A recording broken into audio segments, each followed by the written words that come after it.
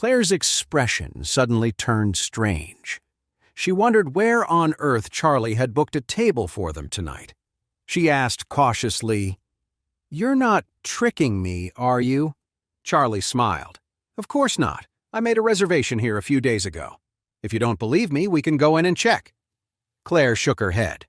In their 3 years of marriage, Charlie had never lied to her, especially not on a day as important as this. "No, I believe you." Then she asked, "You didn't reserve a spot in the Sky Garden, did you? I thought some big shot booked the whole place tonight." Charlie quickly replied, "I booked a table right next to the Sky Garden. It's perfect because we can see inside. We might even get a peek at who it is that reserved it. What do you think?" Claire smiled and said, "I'm not as nosy as you are." With that, the two of them walked into the Aurelius Grand. Just as they were about to head upstairs, a woman's sharp voice called out, "Oh, Claire, what are you doing here?" Claire looked up and saw a young man and a woman walking toward them. The man was wearing a luxurious suit, and you could tell at a glance that he was some rich kid from a wealthy family. The woman was decked out in designer brands with flawless makeup, but her expression was full of arrogance, and her dress was a bit tacky. Claire recognized the woman. It was Bella Kaufman, her roommate from college. Even though Bella and Claire shared a dorm room, they weren't in the same classes, and despite living together, their relationship had always been just okay. This was mostly because Bella acted all high and mighty and was incredibly jealous. She had always felt that Claire didn't deserve to be called the campus beauty, and that she should have been the real prom queen. But in reality, she couldn't hold a candle to Claire in terms of looks, build, or personality. However, the woman did have one advantage. She was especially good at getting men to fall for her. Rumor had it she dated a string of rich guys back then. Apparently, they were the ones who paid for all her expenses during her 4 years of college. Claire frowned. But since they were old classmates, she had to be polite. As they got closer, she forced a smile and said, "Bella, long time no see. My husband and I are here for dinner. What about you?" Bella said with a look of surprise. "Wow, what a coincidence. My husband and I are here for dinner too." Then with fake curiosity, she asked, "By the way, what kind of table did you book? A regular one or one of the private dining rooms? Premium or luxury?" Claire had no idea what Charlie had planned, so she could only answer honestly, "I'm not sure. My husband made the reservation." Just then, Bella finally seemed to notice Charlie. She covered her mouth with her hand as she smiled and said, "Oh, so this is your husband, Charlie, right?" He was so plain back in school. The insult hidden behind her words was impossible to miss. Claire looked embarrassed. Bella quickly acted apologetic. "Oh, sorry. I can be so blunt sometimes. You don't mind, do you?" Charlie frowned slightly. This woman was definitely trouble. Bella completely ignored the look on Claire's face. She proudly pulled the man next to her forward and said, "Let me introduce you to my husband, Victor Case." Then she boasted, "He's the eldest son of the Case family here in Oris Hill and the heir to their multi-million-dollar fortune." Claire just nodded politely. Charlie's expression darkened. He had brought his wife out to celebrate their wedding anniversary, and the last thing he expected was to run into someone so obnoxious. Bella went on, "By the way, my husband is a platinum member here. He has a lot of pull. I bet Charlie only got you a regular table, right? Why don't I have Victor get you an upgrade to a luxury one? What do you say?" Claire was about to say no, but Charlie just laughed and said, "I booked a great spot, so we're good." He was about to host a grand wedding ceremony for Claire in the Sky Garden. What was so special about being a platinum member? The entire Aurelius Grand belonged to his family. Taking his wife to a simple luxury suite, available to any platinum member, would be like admitting defeat. At this time, Bella said with some dissatisfaction, "Claire, look at this husband of yours. You don't know how to push him to be better. How do you even handle him? As she spoke, she grabbed Victor's arm, rested her head on his shoulder, and said with a smile, "Charlie's behavior just isn't right for a classy place like this. Maybe he should ask my husband for a few pointers on high society etiquette. After all, Victor studied in England." Victor glanced at Charlie with contempt and smirked. "Honey, don't give me such an impossible task. Mr. Charlie is so set in his ways. Trying to teach him high society etiquette? I'm afraid that would be a waste of time." Bella Kaufman nodded, sighed, and said to Claire, "Honestly, if I were you, I'd divorce him. You're just wasting your life being married to a poor guy like Charlie. You deserve so much better." Bella said it all so bluntly, without any concern for Claire's feelings. Claire couldn't take it anymore. She said coldly, "Bella, what's that supposed to mean?" "You have no right to talk about my husband like that." Bella covered her mouth and smiled. "Oh, don't act so high and mighty. You looked down on me all through college. You thought you were so special, the campus queen, just because your family had a little money. Now that you've married so poorly, you can't stand to hear me talk about it." Charlie was furious when he heard this. This Bella Kaufman, who was known for getting around in school, had used her looks to land a rich guy, and now she was acting like she was some kind of royalty. How dare she laugh at his wife? She was really asking for it. A surge of anger rose in Charlie's chest. He pulled out his phone and sent a text message to Isaac, the manager of the Aurelius Grand. "Send me everything you have on Bella Kaufman, Victor Case's wife. I need it in 3 minutes." When Bella saw Charlie just looking down at his phone without saying a word, she laughed even harder. "Look at your husband, Claire. I'm making fun of you, and he doesn't even have the guts to say anything back." Just then, Charlie's phone buzzed with a text from Isaac. "Sir, I've sent you the information on Bella Kaufman."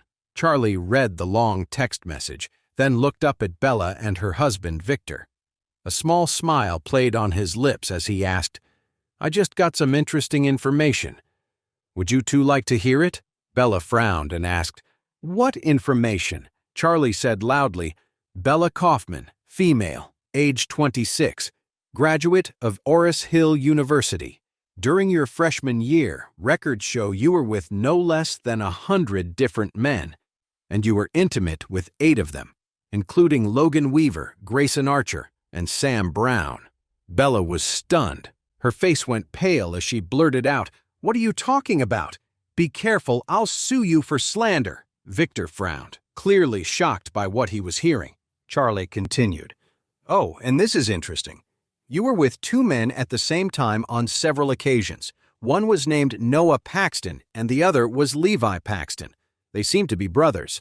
Bella Kaufman, in horror, "You're lying! You're making it all up!" Charlie didn't stop. "Also, during your sophomore year, you were kept by the vice president of Sunrise Corporation for $30,000 a month. The relationship lasted for 3 years, with more than one health issue along the way. Your last visit to the Oris Hill Women's and Children's Hospital was particularly serious, and the doctor said it might affect your chances of having children in the future." He then turned to Victor and asked curiously, "Mr. Case, if I'm not mistaken, you don't have any children yet, do you?" Victor's expression turned ugly. He glared at Bella and demanded, "What is he talking about?" Sweat poured down Bella's face as she said in a panic, "Victor, don't listen to him. He's just making things up. I gave myself to you for the first time. You know that." Charlie just smiled. "Don't worry, there's more. It gets even better." Bella frantically grabbed Victor's arm, trying to pull him away. "Stop talking! Honey, let's go! We're going to be late for dinner!" Victor stood his ground, his eyes fixed on Charlie. "What else?" Charlie smiled. "Listen closely. After graduating from college, Bella had extensive plastic surgery at a cosmetic clinic. A month later, she got a job at Case Industries and deliberately got to know you, Victor Case, by scratching your car. After he finished, Charlie looked up at Victor. "Am I right?" Victor was speechless. He knew those last parts were true. That meant all the other things were probably true too. Bella was pale, her whole body shaking in panic. She begged Charlie, "Charlie, I'm begging you, please stop talking, please." Charlie sneered. "Now you're begging me? Sorry, it's too late." Then he added, after knowing Victor Case for just 2 weeks, she used a business trip to San Francisco as an excuse to get restorative surgery at a Beverly Hills plastic surgery clinic. When she got back, she officially became Victor's girlfriend, and they were married within 6 months. Bella had slumped to the floor. She had no idea how Charlie knew all her secrets. He was airing all her dirty laundry right in front of her husband. Victor was so furious that he looked like steam was about to come out of his ears. He whirled around, glared at Bella, and screamed, "So you lied to me! That night wasn't your first time, was it?" Bella quickly denied it. "No, Victor, you were my first." Charlie smiled. "Don't worry, I can get the medical records from her surgery. You'll know the truth as soon as you look them up." Victor grabbed Bella by the collar. "Are you going to tell me the truth or not? Because after I check those records, I'm throwing you out. Your father, your mother, your brother, all of them are getting kicked out of my villa. And your brother can forget about his job at Case Industries. I'll leave your whole family on the street." Bella finally broke down, crying and kneeling on the floor, begging for mercy. "Honey, please don't be angry. I was wrong. Those were all mistakes I made when I was young and foolish. I changed my ways for you. I'm a different person now." Just then, Charlie added, "Don't believe her. Even after she married you, she had one last fling with the man who was taking care of her. And he has proof. If you want, I can get the video and send it to you."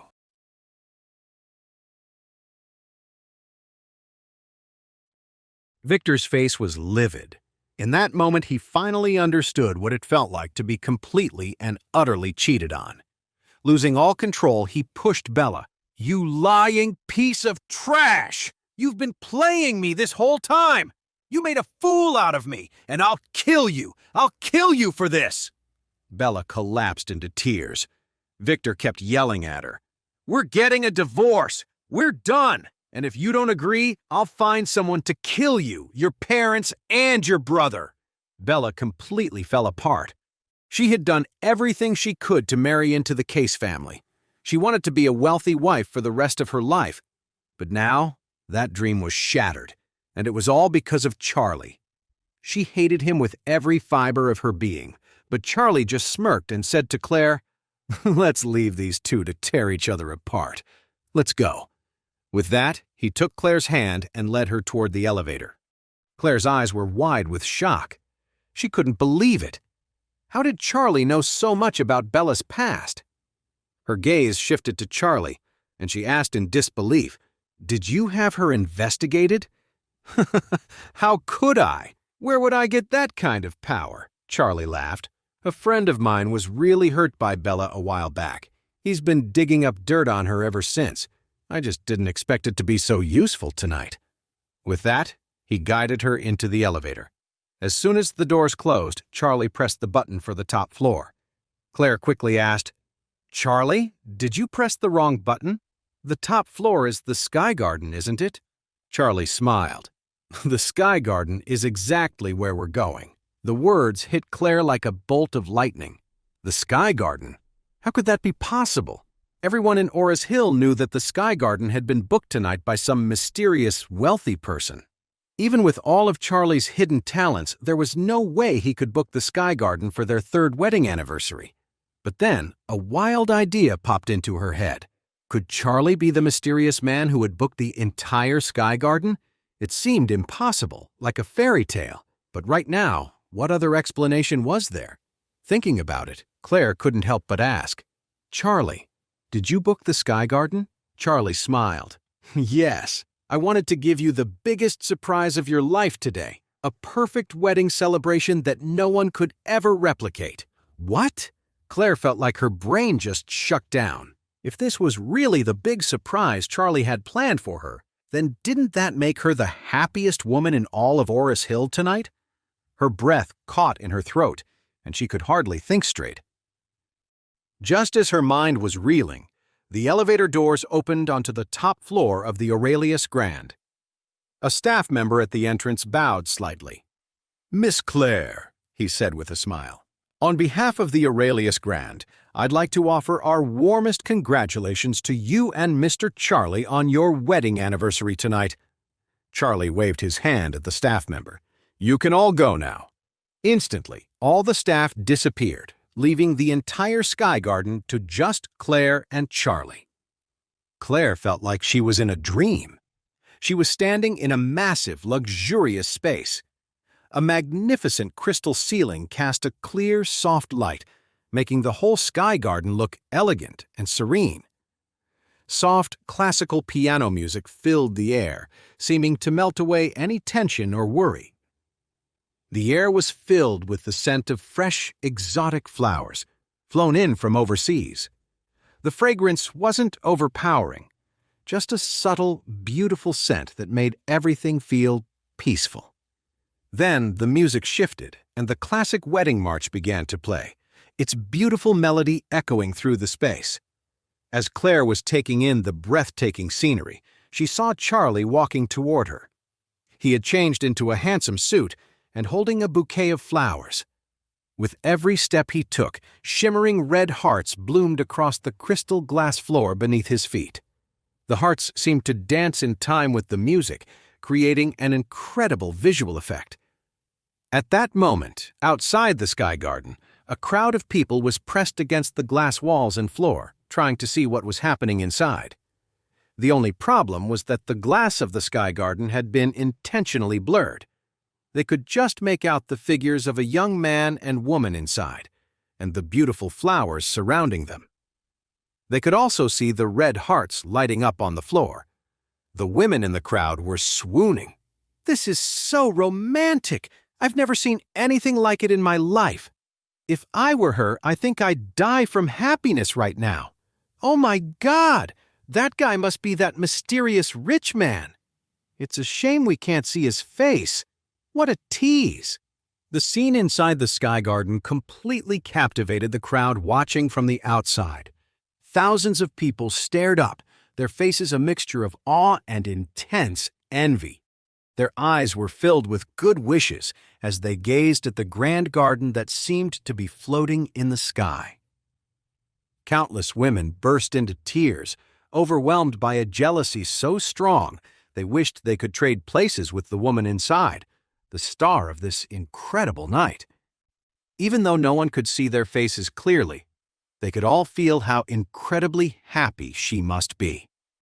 Charlie walked toward her, gesturing to the sparkling city lights of Oris Hill outside the floor-to-ceiling windows. He looked at her lovingly and said, "Claire, I love you. I couldn't give you a proper wedding back then. I hope you like this one. A wedding just for the two of us." Claire finally snapped back to reality, covering her mouth with her hands as tears streamed down her face. They fell like little pearls onto the crystal floor. Hearing his words, Claire couldn't hold back her emotions any longer. She rushed forward and threw her arms around Charlie. "I love it! I really love it! Thank you! Thank you, Charlie! Thank you!" As she spoke, she cried even harder. In that moment, she felt that all the pain and disrespect she had endured for the past 3 years had been completely worth it. It didn't matter how Charlie had managed to do all this. Right now, she was happier than she had ever been. Tonight, she was the happiest woman in all of Oris Hill. Through the blurry crystal glass, the whole city of Oris Hill watched this incredibly grand wedding. And while tons of people were super envious, they were also wondering who the couple getting married in the Sky Garden was. The couple was a total mystery. It was just the two of them at the wedding, no family, no friends, not even a witness. On the crystal platform, Charlie took Claire's hand and pulled out a jade necklace he had waiting for her. "Claire, this is your wedding anniversary gift. I hope you like it." Claire looked at the flawless diamond necklace and, Isn't this the masterpiece from the rare earth? Charlie, where did you get it? As she spoke, Claire was stunned. Could Charlie be that super rich guy from the video? How else could this diamond necklace be in his hands? But no, that can't be right. She knew Charlie better than anyone. How could he be some super rich guy? He was the complete opposite of rich. Seeing Claire's surprise, Charlie felt a sudden urge to tell her the truth, to reveal his real identity, that he was a descendant of the powerful Wade family and the heir to a fortune worth trillions. But just as quickly, a serious thought stopped him. He had no idea what the situation with the Wade family was right now. He remembered meeting his uncle when he was a kid, which meant his father wasn't the only son in his generation of the Wade family. And if he had uncles, they probably had kids of their own, heirs. Those cousins would definitely see him as a threat. If he revealed his identity without knowing the full picture and without the power to protect himself and Claire, he was afraid she would be killed. Rich families could be ruthless when it came to fighting over money. He couldn't risk his beloved wife's safety. Thinking about this, he decided to lie. "This necklace looks exactly like the one from the rare earth," he said, "but it's actually a copy I had someone make. It's made with good jade, but it's nowhere near the quality of the one from the rare earth. This one cost me tens of thousands." Then Charlie asked Claire nervously, "Claire, do you not like it?" Claire felt a wave of relief. That made a lot more sense. She smiled and said, "Silly, how could I not like it? You've done so much. I'm beyond moved." Charlie let out a breath he didn't realize he was holding and quickly fastened the jade necklace around Claire's neck. He looked into her eyes with sincerity and said, "Claire, I know you've put up with a lot being married to me for the past 3 years, but starting today, I promise no one will ever bully you again." Claire nodded, her heart full. In that moment, she realized her husband was finally stepping up. When the night was over, Charlie quietly led Claire to a private elevator in the Sky Garden. The crowd of onlookers felt a sense of disappointment. Had the hero and heroine already left? It was like they appeared out of nowhere, gave the world a glimpse of this incredible romance, and then just vanished.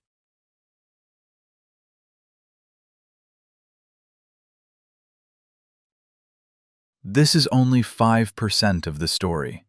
Full story on Pocket FM app. Click on the link in description, install the app, and get 10 episodes free instantly.